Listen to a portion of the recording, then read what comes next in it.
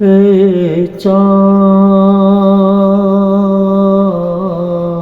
کربلا کے تو نے تو دیکھے ہوں گے، اترے تھے اس زمیں پر عرش بری کے تارے، اے چاند کربلا کے۔ کرسچن ہیں، انہوں نے بھی جب اس کتاب مولا کائنات کی کتاب نہج البلاغہ کو پڑھا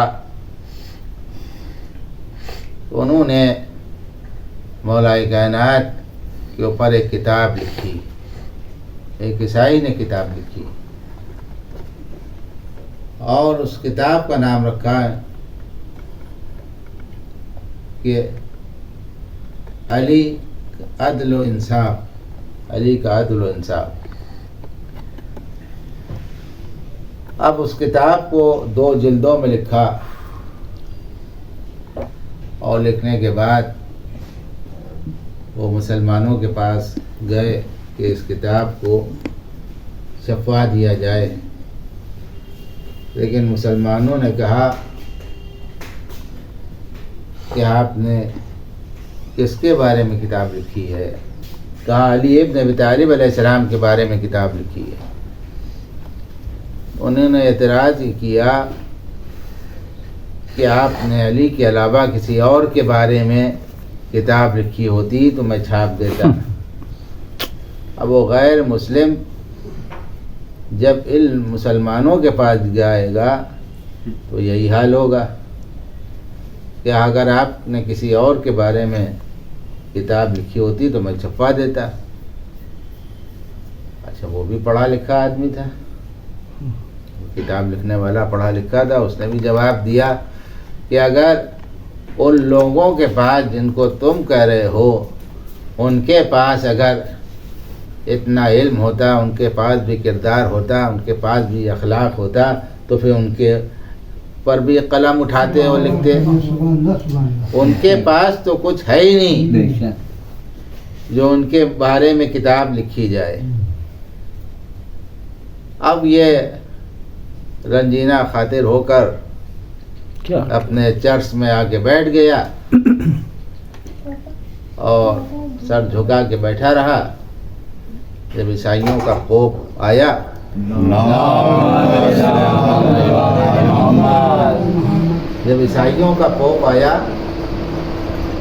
پادری تو اس نے ان کو کہا، پھر نظر پڑی کہ کیا آج کیوں غمگین بیٹھے ہوئے ہو؟ کہا ہم نے مسلمانوں کے رہبر کے بارے میں کتاب لکھی لیکن مسلمان ہی اپنے رہبر کو پہچان نہیں پا رہے ہیں اور اس کتاب کو چھپوا نہیں رہے ہیں۔ کہا تم نے کس کے بارے میں کتاب لکھی تھی؟ کہا ہم نے علی ابن ابی طالب علیہ السلام کے بارے میں کتاب لکھی ہے، مولا کائنات کے بارے میں کتاب لکھی ہے۔ تو وہ پادری اور خوف کہہ رہا ہے کہ ہم نے بھی اپنے بزرگوں سے علی کے فضائل سن رکھے ہیں اور جو تم نے کتاب چھپوائی ہے تم گھبراؤ نہیں، تم اس کو چھپواؤ، ہم پیسہ دیں گے۔ تو کہا کہ آپ کہاں سے پیسہ دیں گے؟ تو سوال کیا، انہوں نے کہا کہ ہم چرچ سے اس کا پیسہ دیں گے، اور اس کے بعد جب تمہاری کتاب بک جائے اور رقم تم کو مل جائے تو چرچ کا پیسہ ہم کو واپس کر دینا اور جو منافع ہوگا وہ تمہارا ہو جائے گا۔ تو اس نے کہا منظور ہے، نے اس بات کو منظور کر لیا اور کتاب اس نے چھپوا دی۔ تو اس نے مسلمانوں کا حال یہ بتایا، اس پر افسوس ہوا کہ مسلمان اپنے قائد کو نہیں پہچان پا رہے ہیں، مسلمان یہ نہیں پہچان پا رہے ہیں کہ ہمارے پاس ایسا نگینہ موجود ہے، اور وہ تلاش کر رہے ہیں، ٹھوکریں کھا رہے ہیں، اور ان کا سب کا نظریہ یہی ہے کہ اگر ایسے قائد اور رہبر ہمارے پاس ہوتے تو ہم اپنے آنکھوں پہ ان کو بٹھاتے۔ ایک درود بھیجے محمد۔ یہ ہے مسلمانوں کی دشمنی کا عالم، کہ علی سے دشمنی، نام علی سے دشمنی۔ اس کا نتیجہ یہ ہوا کہ ایک غیر مسلم بھی آپ پر پاس علم تھا، اور کیا کہنا مولا کائنات کے فضائل۔ اگر کوئی مولا کائنات حضرت علی ابن ابی طالب علیہ السلام لکھتا ہے تو اس کے لیے فرشتے جو ہیں استغفار کرتے ہیں۔ جو مولا کائنات کے فضائل لکھتا ہے اس کے لیے فرشتے استغفار کرتے ہیں، اور جو مولا کائنات کے فضائل پڑھتا ہے، یعنی آنکھوں سے پڑھ رہا ہے، دیکھ رہا ہے، تو آنکھوں کے گناہ معاف ہو جاتے ہیں، اور جو پڑھ رہا ہے تو اس نے جو زبان سے غیبت کی ہے تو اس کے زبان کے گناہ معاف ہو جاتے ہیں، اور اگر وہی فضائل لکھ رہا ہے تو فرشتے استغفار کرتے ہیں، دیکھ رہا ہے تو آنکھوں کے گناہ معاف ہو رہے ہیں، اور اگر زبان سے بول رہا ہے تو زبان کے گناہ معاف ہو رہے ہیں، اگر وہ سن رہا ہے تو کانوں کے گناہ معاف ہو رہے ہیں۔ کیا کہنا، سبحان اللہ۔ کانوں سے گانا سن رہے ہیں، جو ہم کانوں سے ایک دوسرے کی غیبت سن رہے ہیں، برائی سن رہے ہیں، جب ہم فضائل اہل بیت سنتے ہیں تو ہمارے یہ تمام گناہ معاف ہو جاتے ہیں۔ اسی لیے کہا گیا ہے ذکر علی عبادہ، علی کا ذکر عبادت ہے۔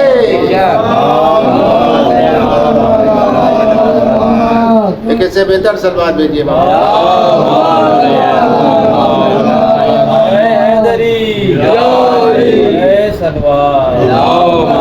علی کا ذکر عبادت ہے۔ پیغمبر نے فرمایا اسی جگہ پر کہ اپنی مجلسوں کو زینت دو علی ابن ابی طالب کے ذکر سے، کیونکہ علی کا ذکر اللہ کا ذکر ہے، اور اللہ کا ذکر عبادت ہے۔ تو مولا کائنات کے فضائل بے شمار فضائل ہیں، اور یہ خود مسلمان ہی ہیں جو تعصب کر رہے ہیں۔ مولا کائنات کا کوئی مقابلہ ہی نہیں کر سکتا علم کے بارے۔ بے شک۔ اسی لیے آپ نے ایک مرتبہ نہیں بلکہ کئی مقام پر کہا آپ نے سلونی جو کچھ پوچھنا ہم سے پوچھ لو، ہم زمین کے راستوں سے زیادہ آسمان کے راستوں سے واقف ہیں، لیکن امتحاناً سوال کیا جا رہا ہے، امتحاناً سوال کیا جا رہا ہے کہ میرے سر کے بال کتنے ہیں۔ جی جی، اگر علم کے بارے میں وہ سوال کرتے تو علم میں اضافہ ہوتا۔ مولا کائنات نے پلٹ کے جواب دیا کہ اگر میں تمہیں بتا دوں علم تمہارے سر میں اتنے بال ہیں تو تم گن پاؤ گے؟ تم گن پاؤ گے؟ اور پھر فرمایا کہ تیرے ہی بیٹا میرے بیٹے کو کربلا میں شہید کرے گا۔ اس کو بتا دیا، کیونکہ مولا کائنات کے پاس علم ہے۔ آپ نے علم امامت سے بتا دیا کہ تم جو یہ سوال کر رہے ہو تو تمہاری اولادیں بھی ایسی نکلیں گی۔ تو یہ ہے مولا کائنات کا علم۔ جب ایک دہریہ مولا کائنات حضرت علی ابن ابی طالب علیہ السلام جس کا یہ کہنا تھا نہ ہم جنت کو مانتے ہیں، نہ جہنم کو مانتے ہیں، نہ قیامت کو، نہ حشر کو، نہ نشر کو، ہم کچھ نہیں مانتے ہیں، انسان جانوروں کے طریقے سے ہے، بس مر گیا اور ختم، نہ اس کو کوئی حساب کتاب ہوگا، نہ سوال جواب ہوگا، کچھ نہیں ہوگا. یہ سب بکواس ہے اور سب جھوٹ ہے. آدمی مر جانے کے بعد فنا ہو جاتا ہے، ختم ہو جاتا ہے، جیسے جانور ختم ہو جاتے ہیں. نہ کوئی سوال کرنے والا ہوگا، نہ کوئی جواب دینے والا ہوگا. کوئی سوال اور جواب کچھ نہیں ہوگا. جو آپ لوگ مسلمان کہتے ہیں، آپ لوگ کہتے ہیں کہ قبر میں سوال جواب ہوگا، نیکی والوں کو نیکی اور بدی کرنے والوں کو بدی ملے گی، برائی بدلے برائی کا عذاب ملے گا، اور جو نیکی کرے گا اس کو جزا ملے گی. یہ سب کچھ نہیں ہے، ہم کچھ نہیں مانتے. مولا کائنات ہے، ان کا اخلاق دیکھیے. اگر کوئی اور کہتا کہ آپ کے مذہب کو ہم یہ باتیں نہیں مانتے، وہ برا مان جاتا، جھگڑا ہو جاتا. لیکن یہ مولا کائنات ہے، اخلاق کے ذریعے پیش آئے، اپنے اخلاق سے پیش آئے.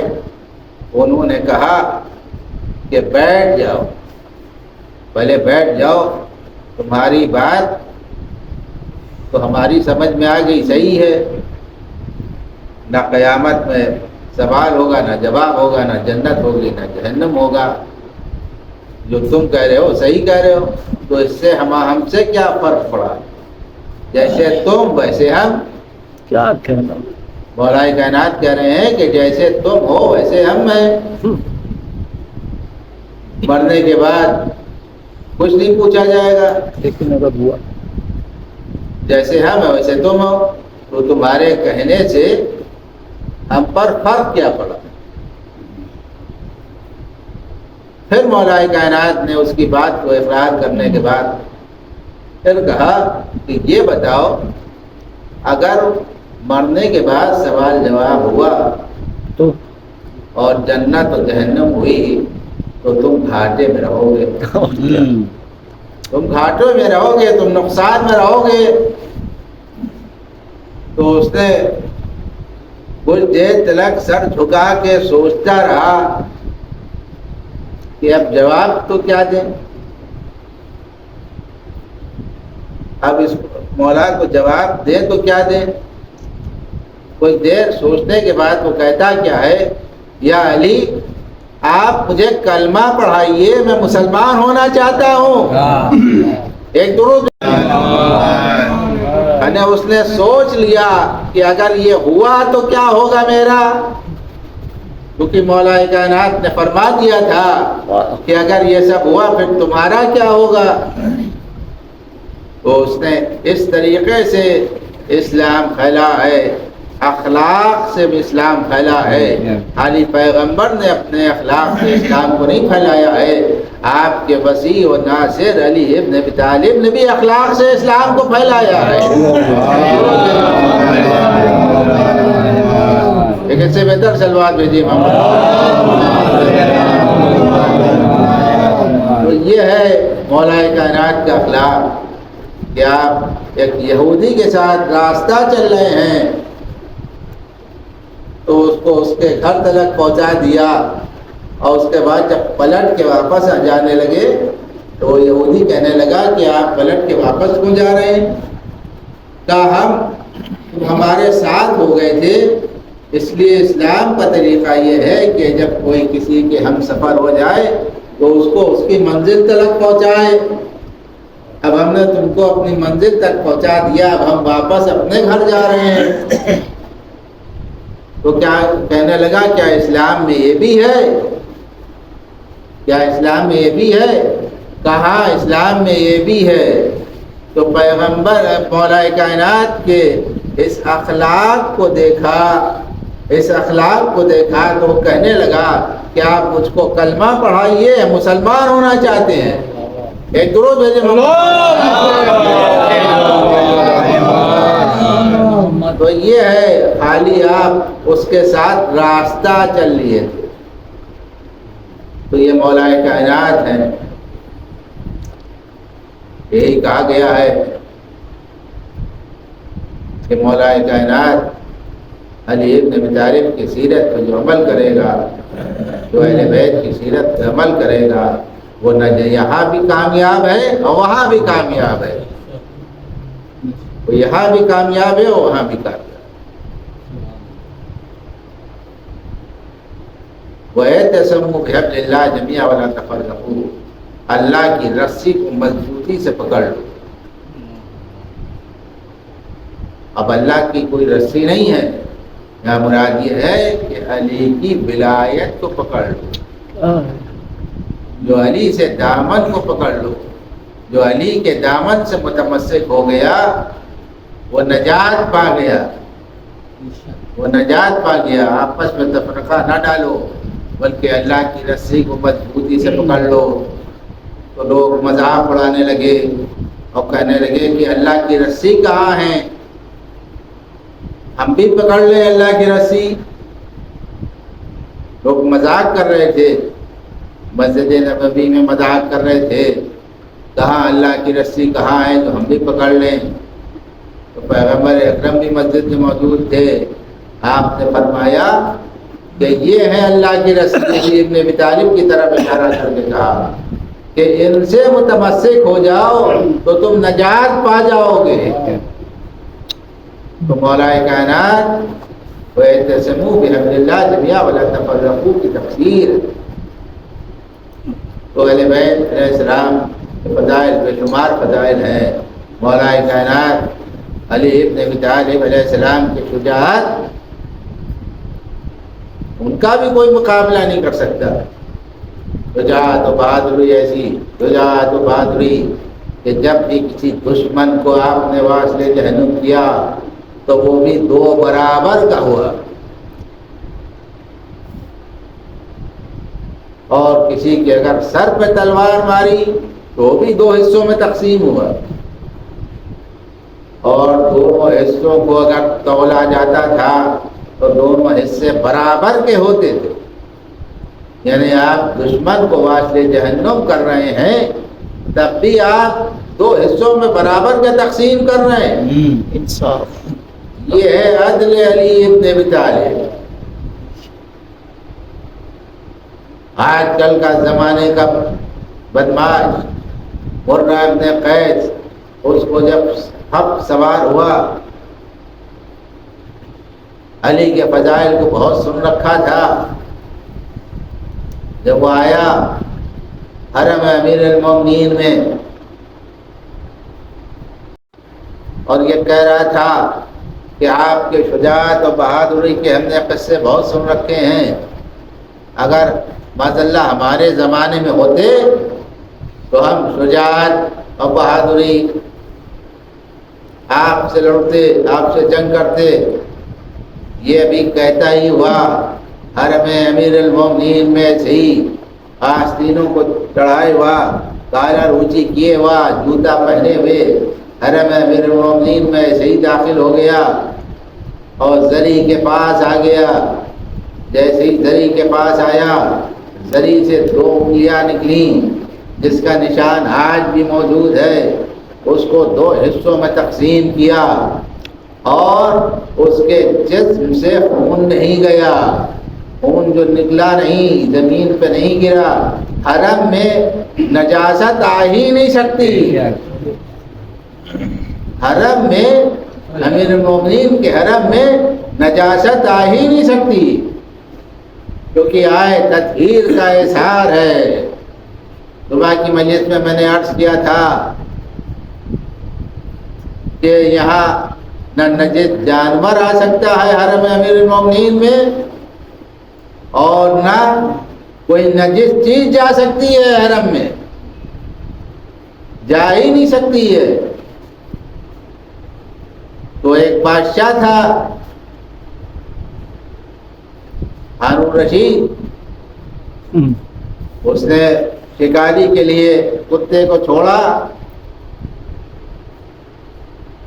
ہرن کے پیچھے، لیکن ہرن جو ہے وہ حرم امیر المومنین کے دائرے میں بیٹھ گئی۔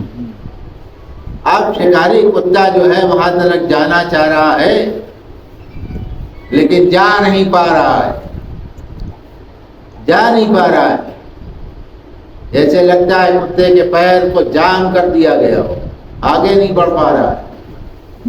ہارون رشید بہت کوشش کر رہا ہے لیکن اس کا شکاری کتا آگے نہیں بڑھ رہا ہے. بہت پریشان ہوا. کافی ٹائم نکل گیا. دیکھا ایک شخص کوئی بزرگ وہاں سے گزر رہے ہیں. اس کو بلایا کہ آخر یہ کون سی جگہ ہے جہاں ہرن تو آرام سے بیٹھا ہوا ہے اور ہمارا شکاری کتا جو ہے وہاں تک پہنچ نہیں پا رہا ہے. اس نے کہا یہ حرم امیر المومنین ہے. اللهم صل على ایک درود بھیجے محمد. یہ حرم امیر المومنین ہے.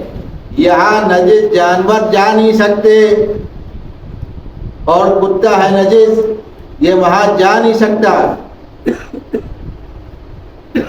تب اس نے کہا، تب اس کو یقین ہوا کہ صحیح کہہ رہے ہو. کہاں صحیح کہہ رہے ہیں. تو اس نے معلوم کرایا اور لوگوں سے کہ کیا واقعی یہ جگہ حرم امیر المومنین کی ہے. تو جب اس کو پتہ چلا تو اس نے وہ ہرن کا شکار کو باز آیا. نادر شاہ جو بادشاہ گزرا ہے وہ شراب کی بوتل لے کر جب حرم میں گیا، کیونکہ اس نے بھی سن رکھا تھا کہ نجاست یہاں جا نہیں سکتی، تو شراب جو ہے سرکے میں تبدیل ہو گئی. شراب جو ہے وہ سرکے میں تبدیل ہو گئی، یعنی نجاست حرم میں جا نہیں سکتی. اب یہ اس کے دو ٹکڑے ہو گئے مرہ ابن قیس کے، لیکن اس کے جسم کا خون تو کہ نجس ہے وہ حرم میں نہیں گرا. اور جیسے ہی اس کے دونوں دھڑوں کو باہر نکالا ویسے ہی اس کے جسم سے خون نکلا. جیسے ہی حرم کے باہر نکالا، اب اس کے جو سپاہی تھے، ساتھی تھے، سب پریشان کہ آخر اس کو مارا کس نے ہے. تو جو حرم کا خادم تھا، خدام تھا، اس کو پکڑ لیا. اس کو پکڑنے کے بعد اس کو لے گئے، کہا اسی نے اس کا قتل کیا ہے. قتل کے جرم میں اس کو گرفتار کر لیا. اور یہ مسئلہ آیت اللہ اصفہانی کے پاس پہنچا. تو جب آیت اللہ اصفہانی کے پاس پہنچا تو آیت اللہ اصفہانی نے کہا ہے کہ میں یقین کے ساتھ کہتا ہوں کہ اس خدام نے قتل نہیں کیا ہے، بلکہ اس کو خود علی ہے کہ میرے پاس دلیل ہے، میرے پاس دلیل ہے. انہوں نے خالی اپنے کانوں سے واقعہ سنا تھا اور کہہ رہے ہیں کہ میرے پاس دلیل ہے. کہا آپ کے پاس کیا دلیل ہے؟ کہا یہ دونوں دھڑوں کو تولا جائے، اگر برابر ہے تو علی ابن ابی طالب نے اس کو واسطے جہنم کیا ہے، اگر ذرہ برابر فرق ہے تو پھر اس خدام نے اس کو قتل کیا ہے. اب جب ترازو لایا گیا اور تولا گیا تو دونوں حصے برابر کے نکلے. ایک درود بھیجے ایک اس سے بہتر سلوات بھیجے کائنات کے فضائل بے شمار فضائل ہیں. ہاں داداروں آج محرم کی 6 تاریخ، آج صبح سے آپ جناب علی اکبر کے مسائل، جناب علی اکبر فضائل بھی بہت ہے. جناب علی اکبر، ہاں داداروں علی اکبر جب جوان ہم شکل پیغمبر، صورت میں، سیرت میں، رفتار میں، کردار میں پیغمبر کی شبیہ تھی اور آپ کی لہجہ بھی پیغمبر کا لہجہ تھا. اسی لیے شب عاشور جب اذان دی گئی ہے تو آپ نے فرمایا آج علی اکبر اذان دیں گے، آج علی اکبر اذان دیں گے. پھر جناب علی اکبر نے اللہ اکبر کہا. خیام حسینی سے گریے کی آواز ہے، پیغمبر کی آواز کو سنا.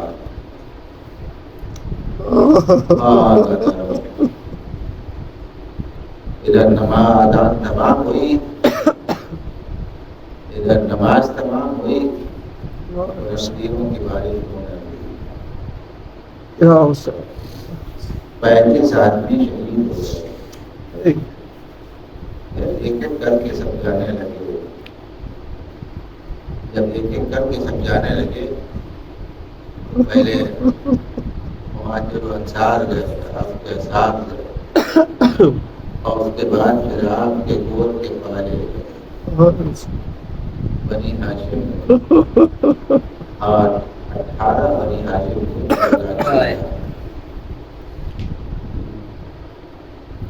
کے بعد جب جناب علی اکبر نے کہا کہ مجھے بھی اجازت دیجیے جنگ کی.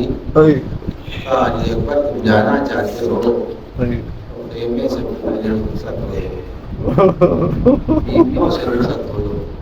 بیویوں میں قرآن بپا ہوتا ہے. علی اکبر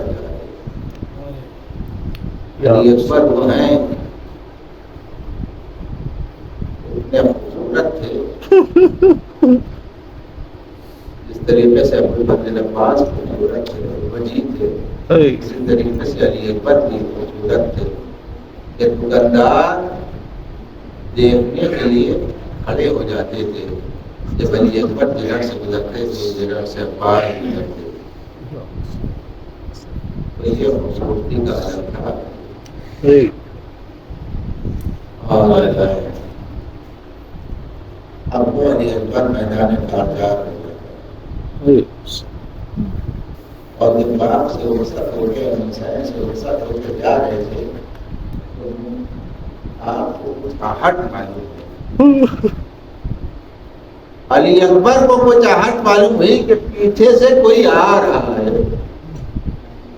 پیچھے سے کوئی آ رہا ہے. آپ کو آہٹ معلوم ہوئی. علی اکبر نے پیچھے مڑ کے دیکھا بوڑھا باپ پیچھے سے آ رہا ہے. بابا آپ تو مجھے رخصت کر چکے تھے, بابا آپ تو مجھے رخصت کر چکے تھے. فرمایا کاش تو صاحب اولاد ہوتا, اجرکم اللہ, خدا آپ کو کسی غم اللہ سوا غم مظلوم میں کربلا کے دارو. آپ رخصت ہوئے اور رخصت ہونے کے بعد میدان کارزار میں گئے اور جنگ کی. 120 آدمیوں کو وہاں سے جہنم کیا اور اس کے بعد پھر مقتل سے واپس آئے اور کہنے لگے امام سے, بابا جان اگر تھوڑا سا پانی مل جاتا تو میں ان لائنوں کو بتاتا, میں ان لائنوں کو بتاتا. امام نے فرمایا لاؤ اپنی زبان میرے دہن میں دے دوں. ادھر زبان علی اکبر نے امام حسین کے دہن میں دی. ارے فوراً گھسیٹ لی کہ آپ کی زبان تو مجھ سے زیادہ خشک ہے, اجرکم اللہ. اور اس کے بعد ایک انگوٹھی امام نے دی کہ لو اس کو منہ میں رکھ, منہ میں رکھ لو اور جاؤ تمہیں نانا رسول خدا جامع کوثر سے سیراب کریں گے, جامع کوثر سے سیراب کریں گے. اب جلدی جاؤ, آزادارو. اس کے بعد علی اکبر گئے میدان کارزار میں گئے, 80 آدمیوں کو واسطے جہنم کیا. آزادارو ایک وقت وہ بھی آیا کہ جب علی اکبر کے سامنے تر و تازہ پہلوان تھا, تر و تازہ پہلوان تھا. ایک مرتبہ ارباب کی نگاہیں امام کے پر تھیں, کہا ایک علی اکبر کی سلامتی کے لیے دعا کرو, وہ تر و تازہ پہلوان ہے, میرا بچہ 3 دن کا بھوکا پیاسا ہے. ارے ماں کی دعا بیٹے کے حق میں مستجاب ہوتی ہے, ادھر مستجاب ہو گئی. وہ پہلوان واسطے جہنم ہو گیا. اور اس کے بعد امام نے فرمایا کہ اب علی اکبر کی سلامتی کی دعا نہ کرنا, اب علی اکبر کی سلامتی کی دعا نہ کرنا. ادھر علی اکبر کے سینے پہ برسی کا پانی لگی, آپ گھوڑے پر سنبھل نہ سکے. ارے آپ گھوڑے سے جب نیچے آئے تو یا بتا السلام علیکم, بابا کو سلام کیا. ادھر مظلوم کربلا بڑھے اور کہہ رہے ہیں اے اکبر تمہارے مرنے سے میری آنکھوں کی بینائی چلی گئی.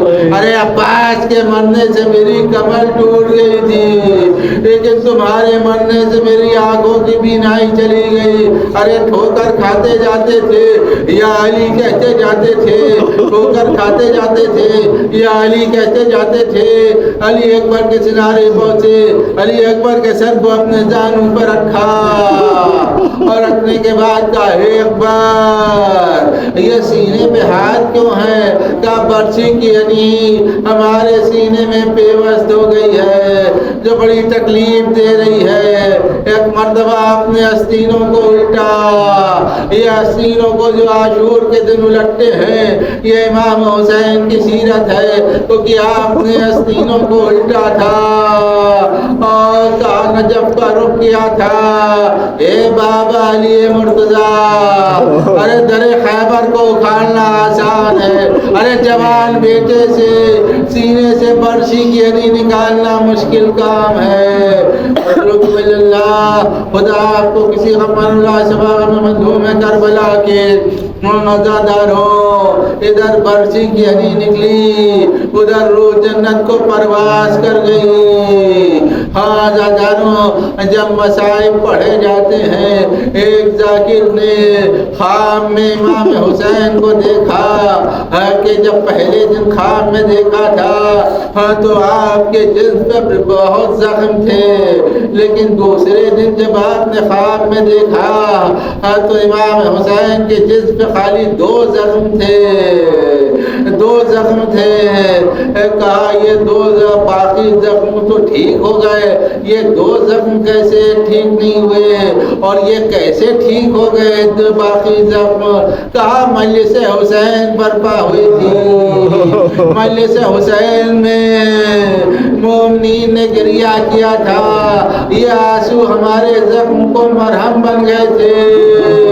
اور یہ 2 زخم وہ ہیں, ایک سینے کا زخم وہ ہے جو ایک علی اکبر کے سینے پہ برسی لگی تھی, ایک عباس کا زخم جو میرے بازو آزاداروں عباس کے بازو قلم ہوئے تھے, ایک عباس کا غم ایک علی اکبر کا غم. یہ وہ 2 غم ایسے ہیں جو ہمارے زخم بھر نہیں رہے ہیں. اجرکم اللہ مجلس کو تمام کیا. آزاداروں علی اکبر کی لاش کو اٹھاتے ہیں پھر رکھتے ہیں, علی اکبر کی لاش کو اٹھا نہیں پائے.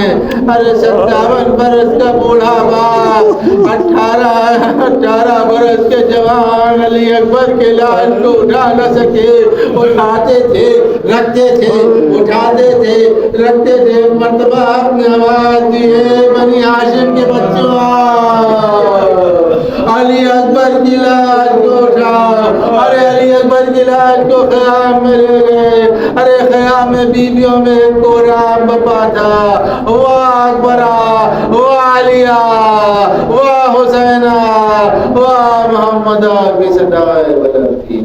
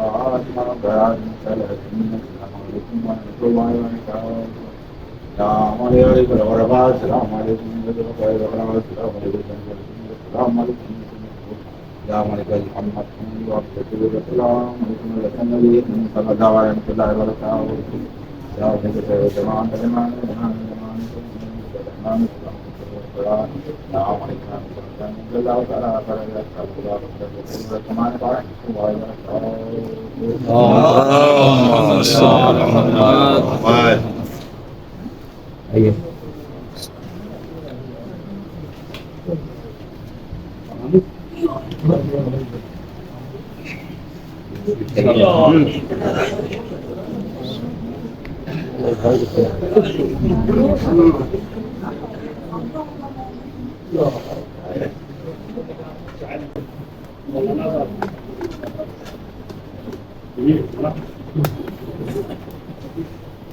البيضة يا مولانا.